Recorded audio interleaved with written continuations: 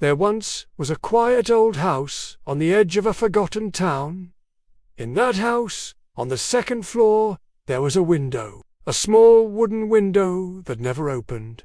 No one knew why. Not the children who passed by on their way to school, not the birds who landed gently on its dusty frame, not even the wind, which knocked every day, asking politely to come in. Inside that house lived an old man named Yusuf.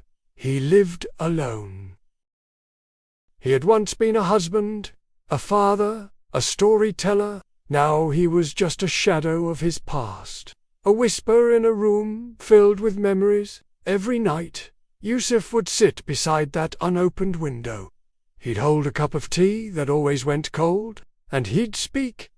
To no one in particular. Maybe tonight she'll come, he'd say. Maybe tonight the wind will bring her voice back. You see, many years ago, that window was the last place his daughter stood. The day before she left for a journey she never returned from. He never blamed Allah, but he also never opened that window again. Not once. He believed that some windows hold memories, and if you open them, you might let go of the only thing keeping someone close. So he kept it shut. Not out of anger, but out of love. People stopped visiting. The world moved on.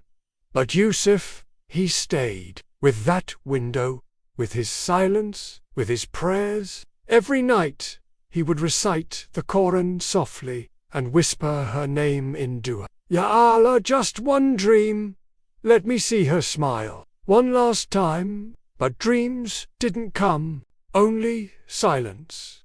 Only the cold tea. Only the wind, tapping, always asking, "May I come in now?" And then, one winter night, the tapping stopped. The chair was empty.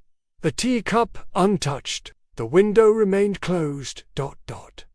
But the heart behind it had returned to the one who hears every whisper, even those left unspoken. When neighbors finally entered the house days later, they found a note on the windowsill. It simply said, "I never opened the window, but I left it for her.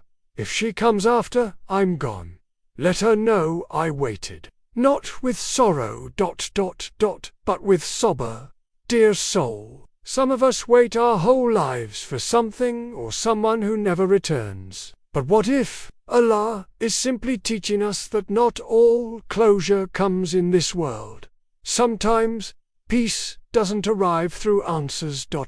It arrives through surrender. Sleep now, and let the unopened windows of your heart rest, knowing that your whispers are always heard by the one above." The end.